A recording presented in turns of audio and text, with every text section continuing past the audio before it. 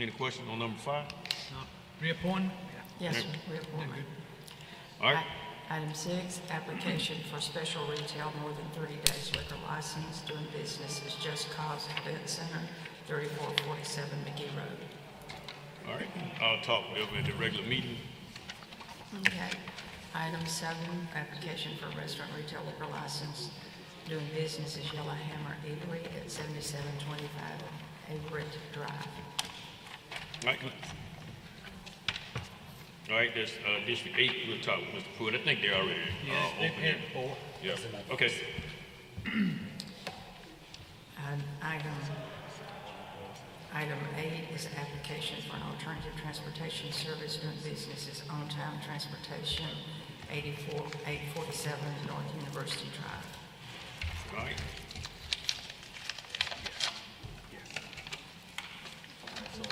Okay, we're good. We're good.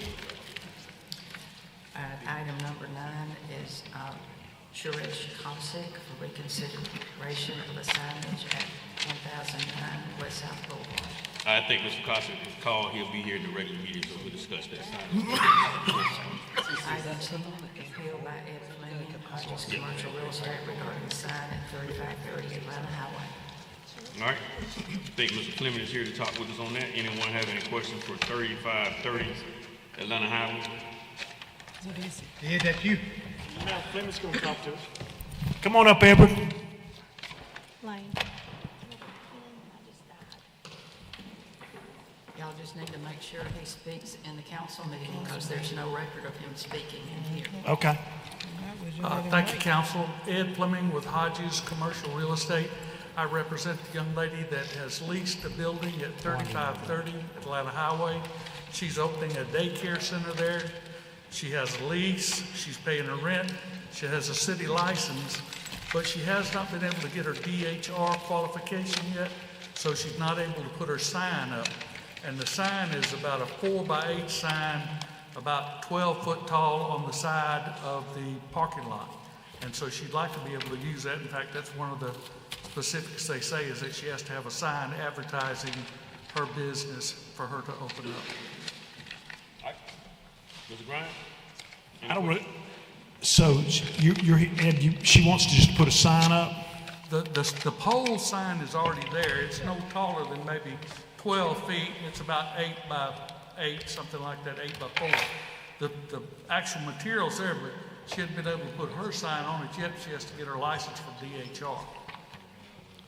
But she's got her business license for the city, and she has her lease, she's paying rent, but she hasn't been able to put her sign up yet. So she has to have a sign. So she has to have a sign. so she can get a license from DHR. Right. I know. Yeah. And this is corner Wares Ferry Road and Atlanta Highway. No, sir. 3530, right there, close to Coliseum Boulevard, right across from that CVS, and where the car lot used to be. And Okay. It's got a big backyard to it, fenced in. It's set up really nice for that.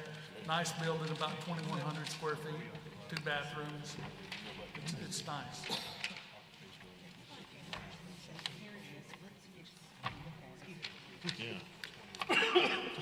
Eddie, I don't really have. I mean, I don't see a problem with that. Mr. Tate. Here we go. Let's talk to the man.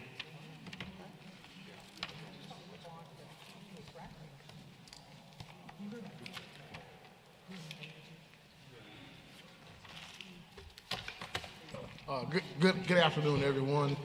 I believe, and I would have to double check my facts on this, this may be one of the signs that had gotten tagged by our property maintenance people. You're correct, sir. Yes. Okay. Well, yeah, we're in that stratosphere. Now, I'm not exactly certain of what the issue is, but if it's been pegged and gone through the council, then to reverse that action, we'll have to come back through the council. All right. So she's got. We had the sign torn down, I assume, right? No, the sign is still up, and I've talked to Brian Seymour with the city. He said he's taking it off the list for right now because we have somebody in there. They just wanted to make sure we were doing something with the sign. Okay, well, if at this point in time, if there's a plan for the sign that's going to be installed in a timely manner, I would ask just how soon would you be actually fulfilling the obligations to put that sign in place. Yes, sir. As soon as we can get our license from DHR, we'll have the sign. She already has the name of her business. Let's see here what it is. It is Growing Minds Daycare LLC. And she wants to put that on the site. So I would say that should be done in 30 days, maybe? I just want to put a time bookend to this so that it's not indefinite. I'd say 30 days, as long as DHR comes along. I mean, she's been in there since the 1st of October, so we're waiting on them. So if we got a 30-day bookend on this and it doesn't happen, then maybe we'll have to come back and re-ask for the. Sounds good to me. So I'd say, let's Oh, say, that'd be fine with me, yes, sir. so for 30 days, we expect the sign to be in place, and if not, then you'll have to come back and appeal again. Yes, sir. Now, you got to say this again in city count in the meeting, Ed, because, so it's recorded. Sir? You're going to have to say this again for Ms. Blaylock during the council meeting. Oh, yeah, okay, Okay. so I'll wait on the council meeting, yes. All right, thank you, Lord. Thank y'all very much. Thank you, Mr. Tate. Item 11 are your demolitions, the 4 properties listed there for council to authorize the demolition of those properties. Okay, Item 12 is our nuisance resolution. all right. Any councilman have anything? Yeah, Mr. I- Bryant? I've got a question. I got a call from a hotel on the east side today, and they can't get their business license, and I know we've extended, and I hear all that, but since they don't have a business license, they don't feel, they give away, they're one of the nicer ones, they give away beer and wine at happy hour. So what do we do there, Bob? Do we let them get, since they don't have a current business license, so what are we doing? Well, do we know if they've tried to, if they sent in their renewal yet, or? They've actually paid the license on last year's fee and knowing they're going to get a bump up. Right. So they haven't, so they've tried to call, timed out a couple times, Right. yeah. So, We are currently in the process of now of processing licenses as well as still taking a few phone calls, so. you, It you could be should, in the stack of renewals that we've received and just haven't been able to post you should yet. already have some money from, based on with it. So they sent that in. So sent they've that said in if they've sent it in, you know, if I probably can get the name of the motel I'll from give it to you. And then we'll see if I can find it or something. Sounds like a winner. Thanks, sir. Mr. President, I do have something before we go into council. Ms. Johnson? Just a reminder to the council, since we're together as a body, to sign up for your continued learning that is now mandated by state law, the 10 hours that we need to do as council members, and the mayor has to do it, to go ahead and get signed up for either online training or coming in person. Okay, Councilman Wee? Mr. President, wanted to share, and Jeremy, I don't know if you guys know this or not, but Jackson did file bankruptcy. They actually we're out of it as a city. I don't know if you guys know that. Our attorney went to them, to the bondholders. There was some heated discussions. They didn't want to put us first in priority to payback. So Jackson went and found a third party, going to loan them $25 million instead of $20 million. They're going to federal court in the morning at 10 o'clock. Everybody keep the fingers crossed that that works, and we're out of it. Well, we're excited for that. Yes. Yeah. Yeah, very good. Thank you so much for that update. Thank Yes, you. sir. We knew they had filed bankruptcy. We didn't know that part about the financing piece, so thanks I a lot. talked to them this afternoon. All right, very good. Thank you. And then our bond, just so you know, Jeremy, our bond counsel, the Bradley Airman, they're gonna go to court in the morning, and when they call me, I'll text you and just say, hey, it went through, or, there was no problems or whatever. Very good, Councilman Stewart. Thanks. Thank you, sir. Mr. President, you want to introduce the two? Yes, ma'am. Okay, the first one, council, is from the floor, is an ordinance amending the license tax classification general rental centers to be considered for the council to vote on. I'm passing it out. Bob can address that. Yep. Go ahead, Yeah, what Bob. happened, one of the schedules, when it was apparently just a typo, it's showing up on our computer system and calculating it accordingly, and the taxpayers are being charged accordingly. It's just it, for whatever reason, didn't print out right. So I think it's showing as B, and it should be as G, as in golf. Okay, all right. And the second one is a resolution approving and authorizing mayor to execute an agreement with 3 Square Technology Group for $110,430.56 for security plans, procedures, and assessments, etc. And All right, dollars coming down. he has a copy for y'all with the contract attached. I need one more. Thank you. All right, any questions? All right. Any other council have anything? Before we get into our work session, communication, Marche? All right, Sean Rose, update on the Historic Preservation Commission.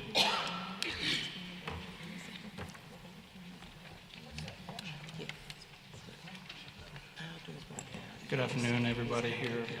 I'm Sean Rose, the Historic Preservation Coordinator as of July 2023. And just wanted to go over some highlights from 2024 regarding the Historic Preservation Commission. And we can consider this an annual tradition. I'll come back and just keep you all updated about historic preservation activities and things that we're doing with the HPC as well as the ARB, the Architectural Review Board.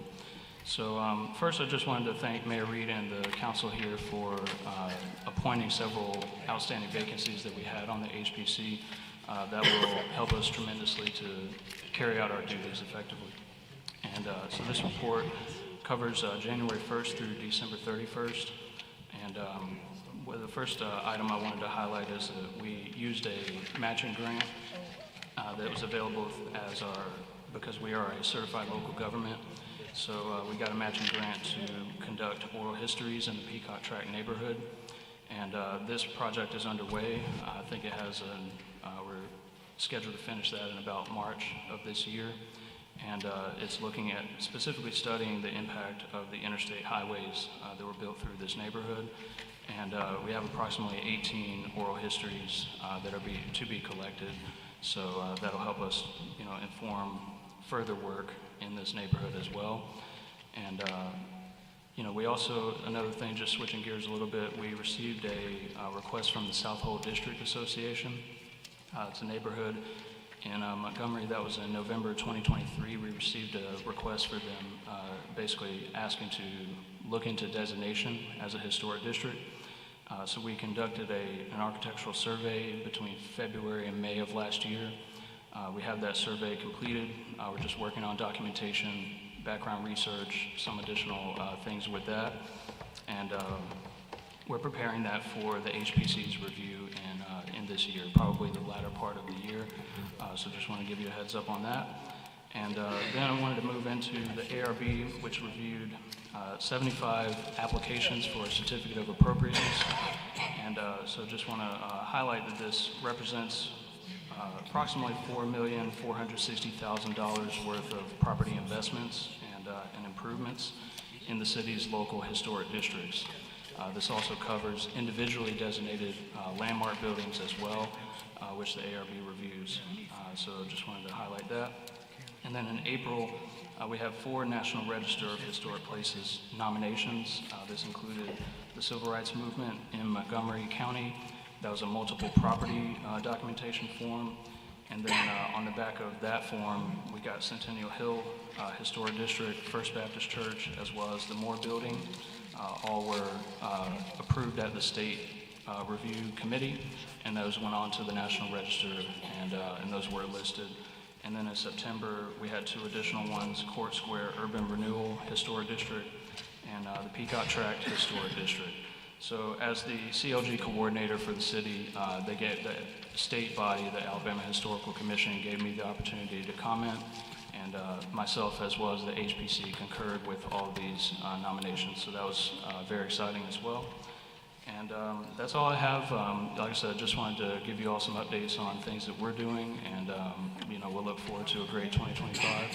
I'm happy to answer any questions if you have any. Mr. President, I just have one question. Johnson. Sean, you said you all have already started for 2025 submissions? Because I have a neighborhood I would like to add to that. Okay, sure. Yeah, that's we're happy to. I'm a staff of one essentially, but I'm happy to receive additional recommendations and, properties that we should look into, so. Thank you. Mr. President, Shauna, is there any more public engagement pieces for the South Hall Neighborhood Association, or are we good and clear of all that? Yeah, we probably will do more outreach. And part of going forward with a review for designation does require basically mailers to basically all the property owners. So we haven't done that part yet, and we probably will have additional outreach and meetings and things. So it's not yet scheduled. But those are things that we would be interested. We want to certainly make sure that the public is aware and engaged in the process. Awesome. The sooner we can get those on the calendar, the better. All right, sure. All right. Thank you, Sean. Ty Taylor.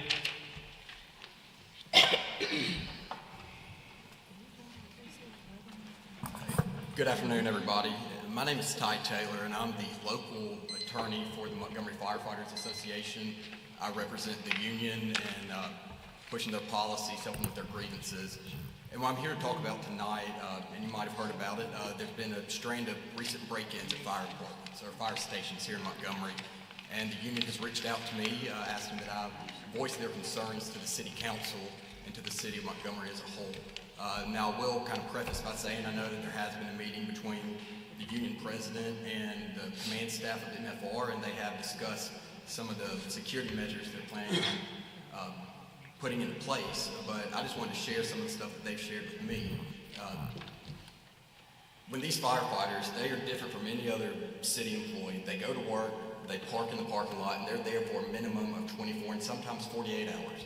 During those 48 hours, they go to medical calls, structure fires, grass fires, car wrecks, everything. A lot of these calls happen at 3 o'clock in the morning. A lot of these stations are located in parts of Montgomery that experience higher crimes. When these firefighters are out at a third alarm, doing CPR on somebody in the back of an ambulance, the last thing they need to worry about is, am I going to get back? Am my car been broken into? My stuff missing? A couple weeks ago, there was a grouping of car burglaries, Station 13 on Bell Road and Station 8 over in Chisholm.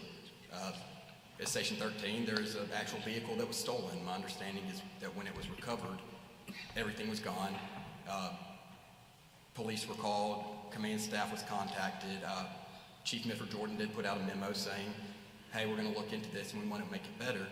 But what I'm asking the city to do on behalf of the association is make this a priority when the last thing that they worry about is my stuff going to be back. I've been an attorney for several years. I was a deputy district attorney, and now I do criminal defense primarily. And what I've learned is that people start by committing the crime of theft or burglary or smashing a window. And then it progresses to assault, to robbery, to murder. And the absolute last thing I think anybody wants is, and this is a wild hypothetical, but a firefighter going out to their truck at 10 o'clock at night to get a phone charger, and there's 4 grown men breaking into the car. What could happen in that situation? Somebody's going to get hurt. That's what's going to happen.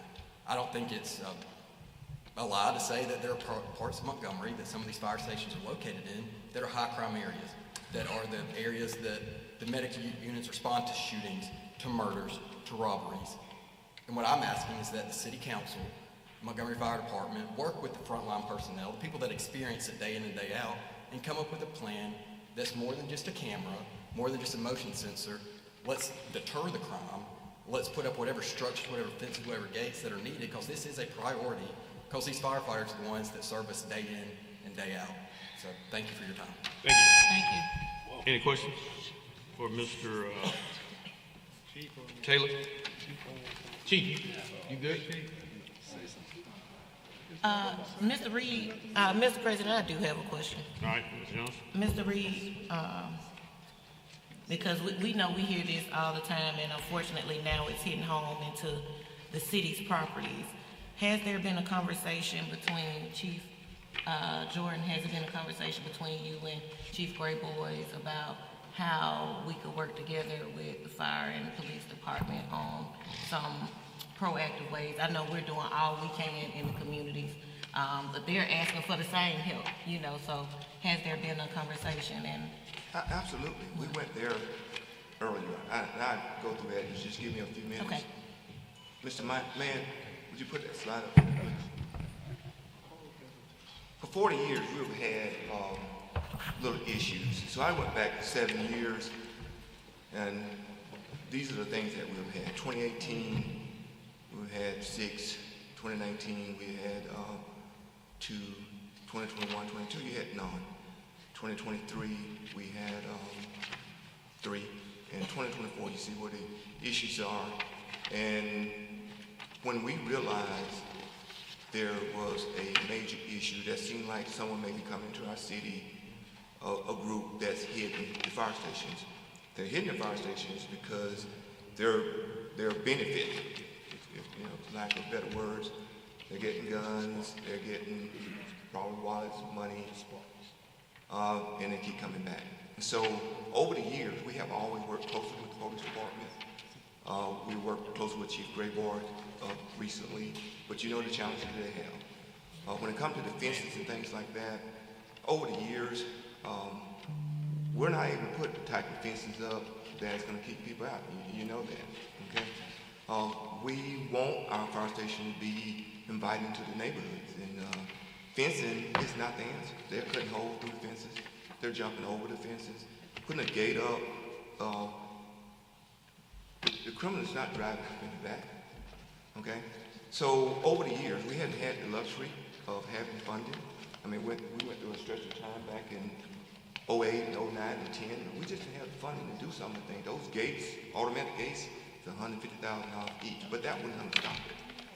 But Mayor Reed, back early June, Mr. Taylor mentioned something about him. Hey, I put out a memo saying, hey, we're going to do better. We started in June, July, talking with Chief Hill and the mayor. I talked to the mayor personally in a staff meeting when I said, hey, we need to look at doing something better because it's gotten to the point that's bad. That was July. And so he approved $80,000 initially to put cameras up. And so this goes further than back, Mr. Taylor. Mr. Taylor was misleading in that. It goes back to last summer, getting this started. But when you call these security companies and things like that, they put you on a waiting list. Right now, Tony Porterfield, we're going through some changes right now. There's cameras that can't be in any city facility. They got to change the cameras out in here, probably headquarters and some other places. So we're going through the process, but we just can't, you know, do everything that we want to do immediately.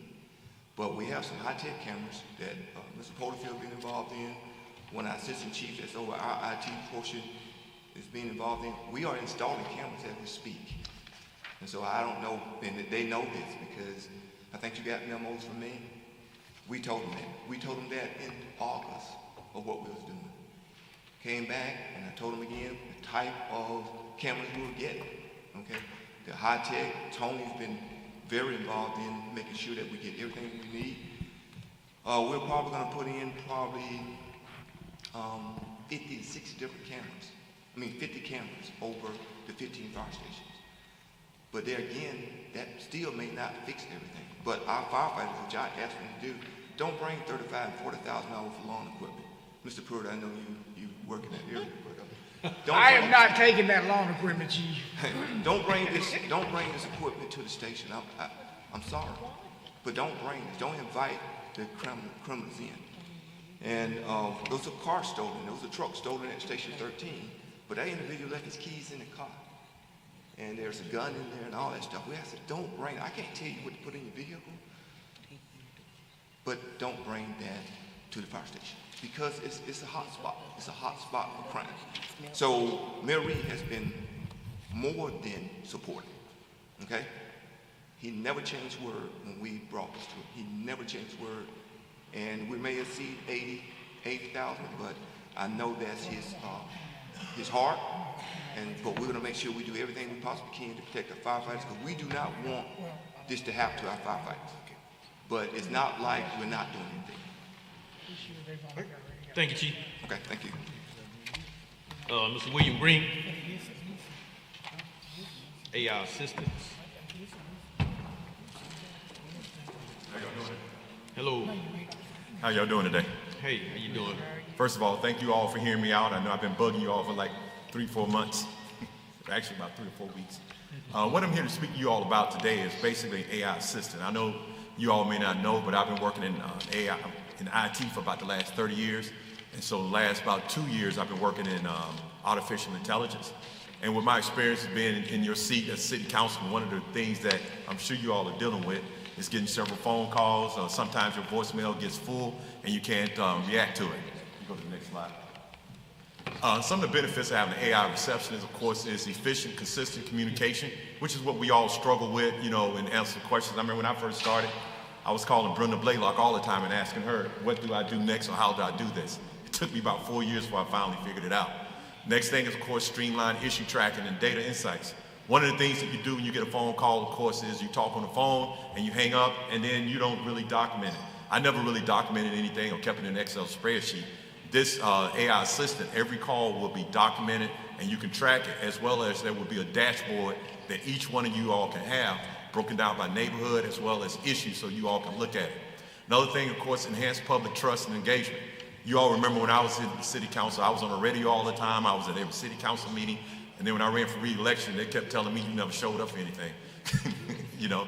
So, but once again, with the AI communication, responding 24/7 to every call, that would change. And one of the other things, of course, is positive impact on re-election campaigns, which is very important. Imagine each call and each issue, with every interaction when you speak with a constituent, they get a response from you all. And if you can go to the next slide, I have an example of a call. Can they hear this? Hello, my name is Marla, and I am the AI assistant for Councilman William Green. Thank you for your patience while I check my records for previous calls. We see that you have called Councilman Green before. It's good to hear from you again, Mike Green. Are you calling to follow up on your last call or about a new issue? Calling to follow up, please dash us.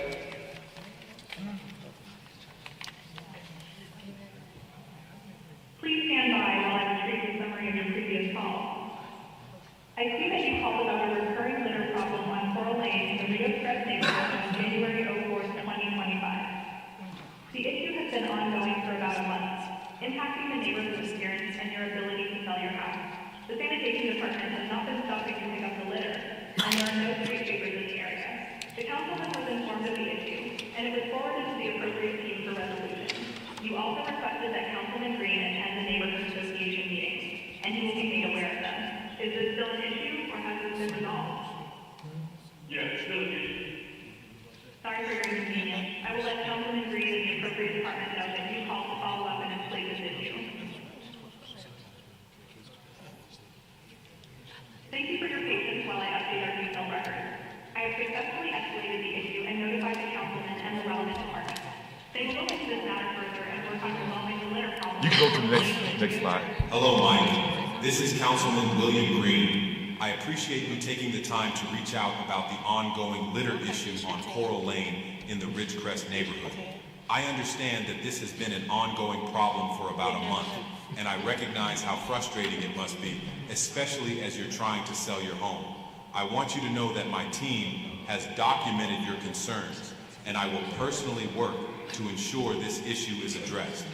I'll be following up with the sanitation department to see why litter isn't being picked up and what we can do to improve the situation. I also appreciate your invitation to the neighborhood association meetings. Community input is incredibly important to me, and I will make every effort to attend when possible.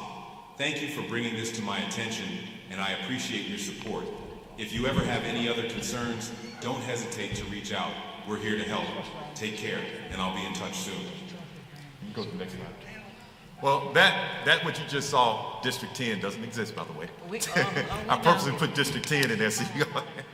But anyway, yeah, so basically what you saw there was an AI generation of me. I just uploaded a 3-minute video, and then so what it did was that call, it took that call, summarized the call, and then what it did, it sent a text message to me saying that, in other words, in response to it. Imagine every call that you all get automatically being routed to whatever department that you all do not have to deal with. You all then get a notification. You all, by the way, the councilman will get a text saying, Susie called and here's what she was talking about, as well as you have a dashboard to go in and look at and listen to the recording, and she will receive a video summary of that. What that does is you once again imagine every call that you get, they're seeing your face. Some of you all now may have a very full voicemail right now that you all can't get to, but this can handle calls, route them, give you all a database of it. You can track. You can go and look at Ridgecrest and see what the biggest issue is there. So you go to neighborhood associated meetings, you can look at it and say, hey, I see this is what's going on. I got 10 calls for this, and here's what happened. So this is something that is not just for AI's sake. AI is great, and I'm a nerd, and believe me, I look at it all the time, and I just do things just to be innovative. But being a former city councilman and understanding, I think this will be one of the best return on investments that the city can make, because not only will it help you all, but it also help the constituents out in the city of Montgomery, and as well as allow you all to serve them. So all I'm asking for, and the reason why I decided to do it here, because I know you all are busy. You all may not be like me, a nerd that looks at IT all day and study what AI can do.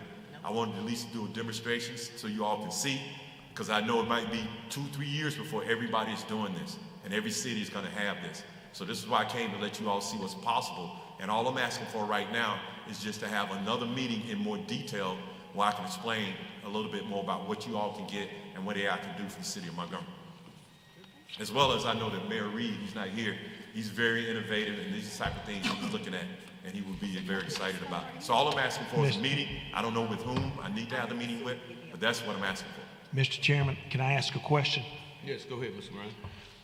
Mr. Green, say we got a problem with leaves pickup. Can we go ahead and have them log it in so when they call about leaves, it go ahead and tell you your leaves will be picked up starting January 15th through April 1st? Can it do that? Yeah, what you do that is with a knowledge base. One of the things that you can do, you can upload your ordinance to the knowledge base. You can upload your meeting minutes. You can upload everything. So if anybody comes up and want to ask about a meeting or anything that you all have announced, you can look at it, it'll find it, and then it can tell them. So if leaves are going to be picked up in that neighborhood on X date, the knowledge base can find that. I mean, it's very quick about finding that, and the way it does it, the way AI can do that. So, like I said, just like this meeting can be uploaded, the meeting minutes. Anybody ask a question about what happened, it can tell you exactly who said what, when, and where.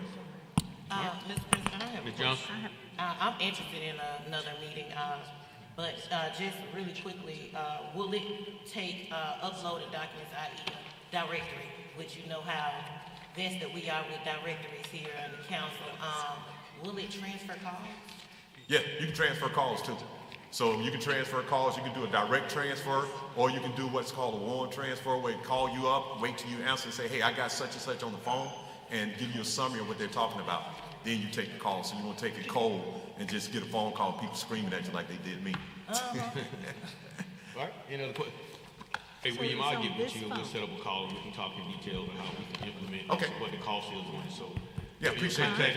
As far as cost is concerned, it would depend on what all you want to do. Okay, but I appreciate it. Thanks for your time, y'all. Have a blessed day. Thank you, Your William. contact information in your cup. Wait, is your contact information on it? Excuse me? Your contact information is in Oh yeah, everything's on there. My phone number's on there. Okay. You can all go to the website. You can see more details. And I think I sent you all an email. You sent an email? Yeah. Okay, My phone number's on thank there. you. Thank you. All right.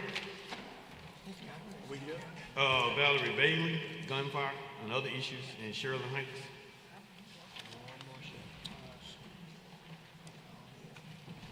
Good evening. Good evening. I appreciate this opportunity to address the City Council. I would like to speak briefly on a critical issue in my neighborhood as it relates to shooting. I, Valerie Bailey, have resided in Sheridan Heights community as a homeowner since 2013. In August 2023, a stray bullet entered the bedroom window of our home.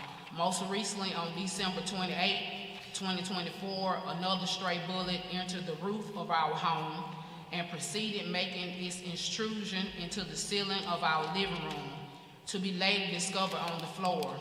The police were called out to our home and reports are on file for both of these incidents.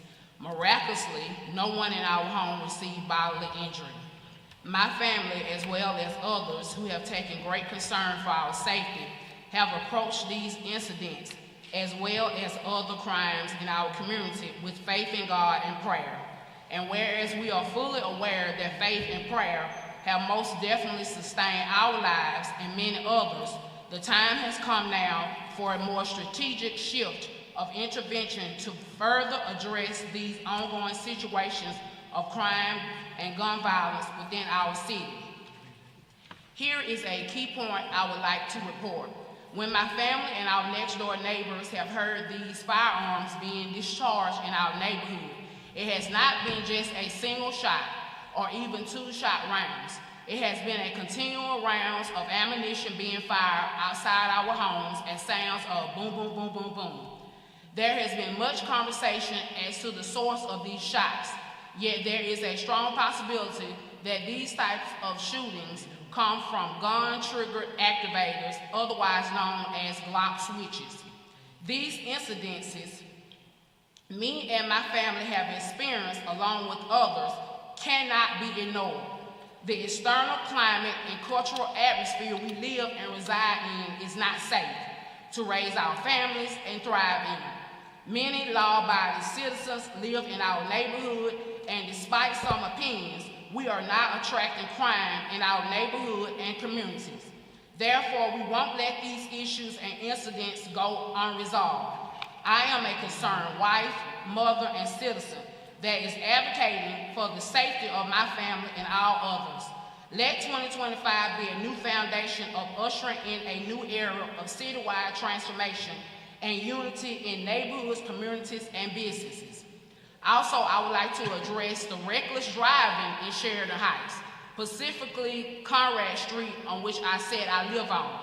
Drivers are running stop signs, passing drivers in residential areas. At times, we as residents can hardly safely enter into our driveway without being in fear of hit from behind by one of these reckless drivers.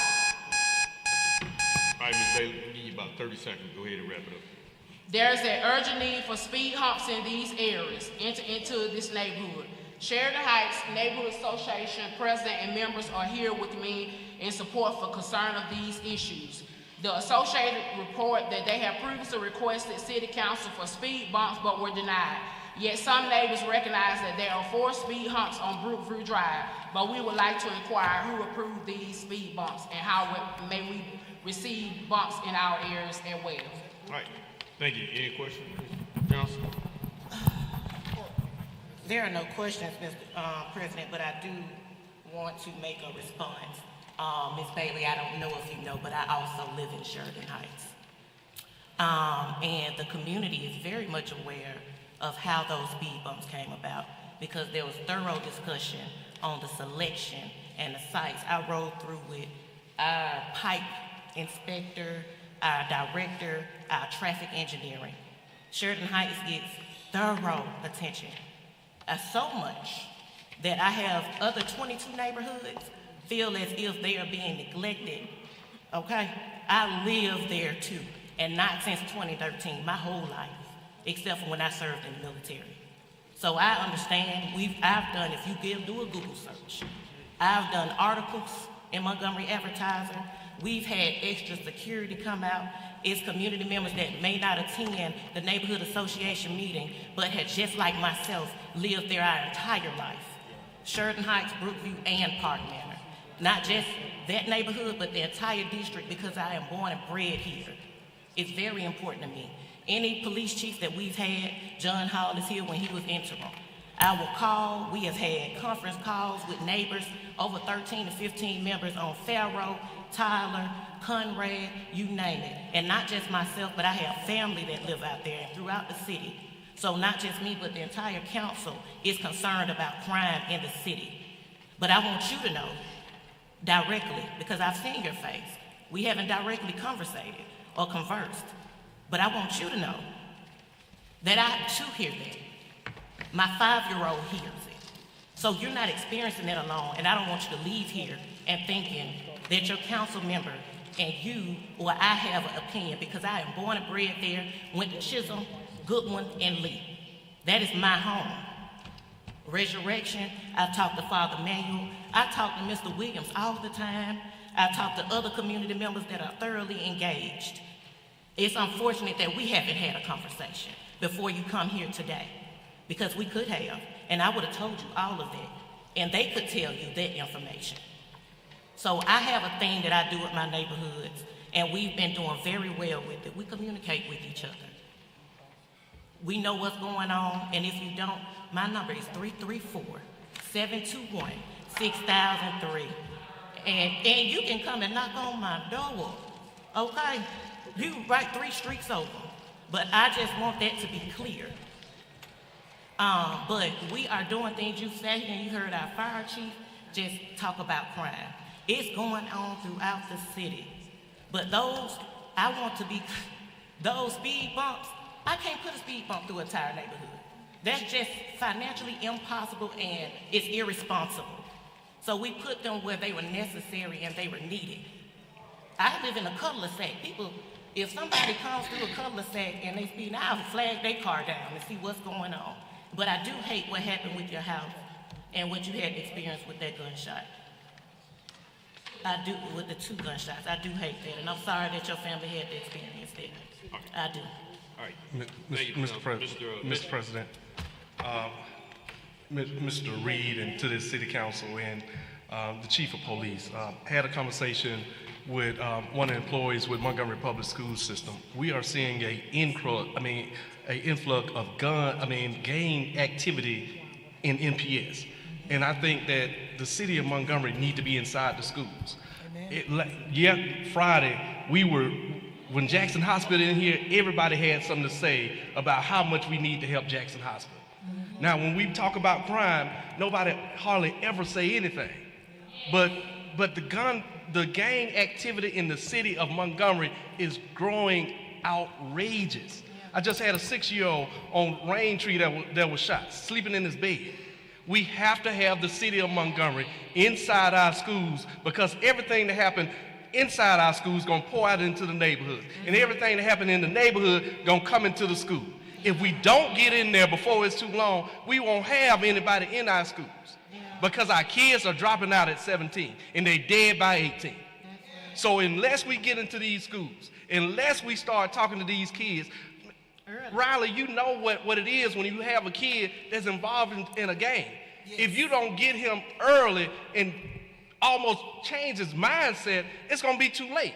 Because we're putting them out at 17. At 17 years old, they can drop out by the state of Alabama. And once they drop out, they're lost. So, and we are seeing more kids at the age of 17 and 18 getting murdered in the streets of Montgomery. Because the city of Montgomery is not inside those schools. And I know because I do due process every single day. Mr. Reed, until we get inside those schools, we're going to forever see these problems here in the city of Montgomery. Yeah. And that's why I say now Jackson Hospital was in here full. But when we talk about crime, when we talk about partners here in the city of Montgomery, you see there's nobody in here. It's left up to the city of Montgomery to do everything, and that's not fair. That's not fair at all, that we do everything else for these businesses here in the city of Montgomery, and nobody come to the city of Montgomery rescue. But until we start actually talking about violence here in the city of Montgomery, and the council know I get on everybody. I'm going to talk about it, and everybody going to be quiet. But Friday, everybody had something to say about how much money we need to put towards Jackson Hospital. But let the mayor come and say we need something for violence prevention. We questioned it, and they had a plan. And we questioned it. Jackson Hospital had nothing. And we was ready to sign our name on a piece of paper. I'm telling you, we got to get in these schools. Not tomorrow. We need to be in there today. Yeah. And I thank you. Thank you, Ms. Mitchell. Any other council? All right. Session is adjourned. We'll start at 5 p.m. for the regular council meeting.